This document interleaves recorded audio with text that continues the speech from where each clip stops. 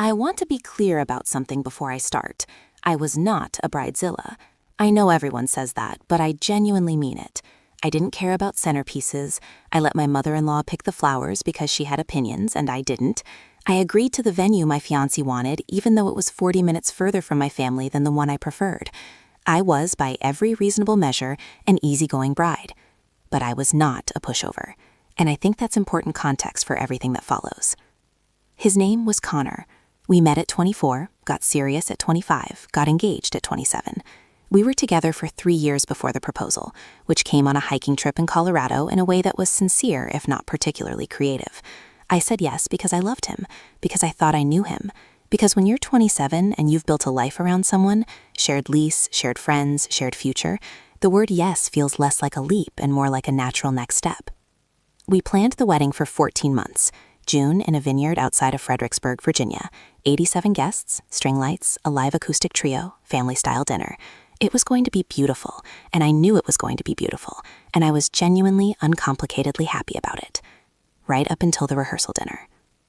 The rehearsal dinner was held at an Italian restaurant in downtown Fredericksburg, a private back room that his parents had reserved. About 40 people, immediate family, wedding party, a few out-of-town guests who'd arrived early. It was warm and loud and good in the way that pre-wedding events can be good, that specific joy of all the pieces coming together before the main event. I was standing near the bar with my maid of honor, Priya, doing a very controlled version of the breathing exercise my therapist had taught me, because large social events make me a specific kind of tired even when I'm happy, when Priya grabbed my arm. "Hey," she said, in the voice she uses when she's trying to be calm and isn't quite pulling it off. "Don't look immediately, but there's a woman standing near the entrance who I don't recognize, and something feels off." I looked immediately. I am not good at don't look immediately. She was standing just inside the entrance to the private room, wearing a burgundy wrap dress, dark hair pulled back, holding a glass of wine she must have picked up from the bar at the front of the restaurant before coming in. Confident posture, the look of someone who had decided to do something hard and had already moved past the point of backing out. I didn't recognize her. "Do you know who that is?" I asked Priya. "No, but Connor does." I looked at Connor. He was across the room talking to his college roommates, his back partially toward the entrance. He hadn't seen her yet. But Priya was right. There was something about the way Priya said it that made my stomach do a slow rotation. "How do you know he knows her?" I asked. "Because I was Connor's friend before I was your maid of honor," Priya said carefully, "and I recognize her from old photos." She paused. "Her name is Jess. She dated Connor for 2 years before you." I knew Jess existed. Connor had told me about her early in our relationship, the way you summarize past relationships in the first months of dating someone new, the broad strokes, the lessons learned.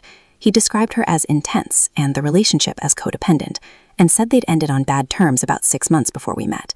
I had never asked many questions beyond that because the relationship was in the past, and asking questions felt like looking for problems. Priya had never mentioned that she knew Jess. I found out later that she'd always felt it wasn't her place, and that she'd lost touch with Jess after the breakup, and that she genuinely hadn't thought it was relevant. I don't blame Priya for any of this. I want to be clear about that. I watched Jess from across the room. She was scanning the space, not with the look of someone lost, but with the look of someone searching. And then her eyes landed on me, and she knew immediately that I was me. I saw it happen. Something in her expression settled. She walked toward me. The room was loud. Priya pressed close to my side. Jess stopped about 2 feet away and smiled, not a cruel smile, not a performative smile, something quieter and more complicated than either of those, and said, "You must be Audrey. I'm so sorry to do this here. I almost didn't come, but I couldn't not." She opened her purse and took out a manila envelope, the small kind, letter-sized. She held it out to me. "I don't expect you to look at this right now," she said, "but please look at it before tomorrow. That's all I'm asking." I took it. I don't know why I took it. Instinct, maybe. Or the part of me that has always believed information, even painful information, is better than ignorance. She said, "I'm sorry," one more time, and then she turned and walked out of the restaurant. The whole thing took less than 2 minutes. Priya wanted me to put the envelope away and enjoy the rehearsal dinner, and open it later, after, privately, with a clear head. She was being a good maid of honor and a rational human being. I excused myself to the bathroom and opened it alone in a stall. Inside were 2 things, a printed thread of text messages, and a handwritten note from Jess. I read the note first. Jess wrote that she wasn't doing this out of jealousy or spite, or any desire to get Connor back. She wrote that she had moved on, that she was happy, that she'd been in a healthy relationship for over a year. She wrote that she had gone back and forth for months about whether to do anything at all. She wrote that in the end, she couldn't stay quiet because someone had stayed quiet for her once. and she'd wished every day since that they hadn't. Then she wrote, "What you're going to see in the messages is from 3 months ago. I'm not the other woman. I never wanted to be anyone's other woman, and I wasn't given the choice." I unfolded the printed messages. They were a conversation between Connor and a woman named Sienna. The conversation started mundane, logistics apparently, about meeting for dinner, and became very quickly, very unambiguously, not mundane. It was explicit. It was affectionate in a specific way that was worse than explicit. The kind of affectionate that isn't just physical, that implies comfort and familiarity, and something that had been going on for longer than a single evening. The last message in the thread, from Connor, was dated 10 weeks ago. It read, "I know I keep saying I'm going to figure this out, and I haven't. I'm sorry. I just need to get through the wedding, and then I'll know what I want." I just need to get through the wedding. I sat in that bathroom stall for a while. Then I folded everything back into the envelope, put the envelope in my clutch, washed my hands, checked my face in the mirror, and went back to my own rehearsal dinner. How did I do it? I genuinely don't know. Some form of shock, I think, functions like an anesthetic. I smiled. I accepted toasts. I ate most of a plate of pasta. I held Connor's hand when he reached for mine, and I did not look at him any differently than I had 2 hours ago, because I had not yet decided what I was going to do, and until I decided, I could not afford to show my hand. We got back to the hotel. We were staying in separate rooms the night before the wedding, his family's tradition, at around 11. He walked me to my door. He was happy, a little wine loose, squeezing my hand and saying something about how tomorrow was the day. Can you believe it? Tomorrow is the day. I said goodnight. I kissed him on the cheek. I went inside. I called Priya. She came to my room and I showed her the messages, and she sat very still in the armchair by the window and said nothing for almost a full minute. Then she said, "What do you want to do?" I said, "I want to know if it's real."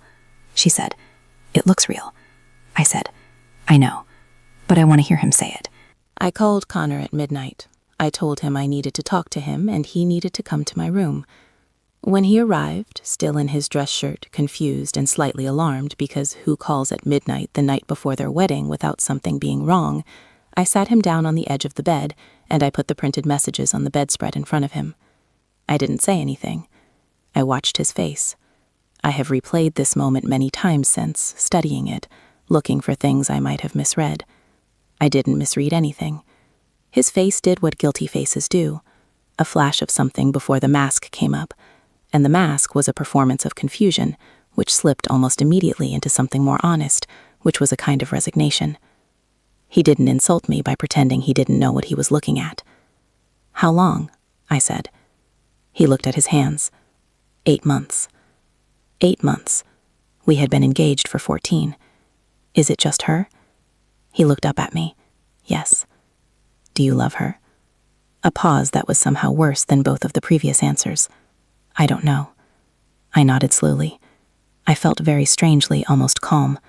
The kind of calm that isn't peace, but is simply the state that follows when something you were afraid of has finally happened, and there's no more waiting to do. "You were going to marry me tomorrow," I said. He started crying then, full, ugly crying which I would have found heartbreaking 24 hours ago, and which I sat through now with something closer to clinical detachment. He said he was sorry, he said he'd made a terrible mistake, he said he'd been trying to end it with Sienna and couldn't figure out how, he said he loved me, he said he didn't want to lose me, he said if I could just give him a chance to fix it. I said, "I need you to leave." He left. I did not sleep.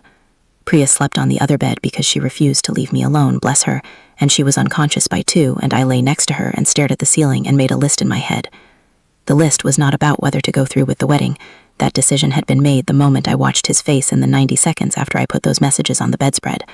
The list was about what came after. At 5 in the morning, I started making calls.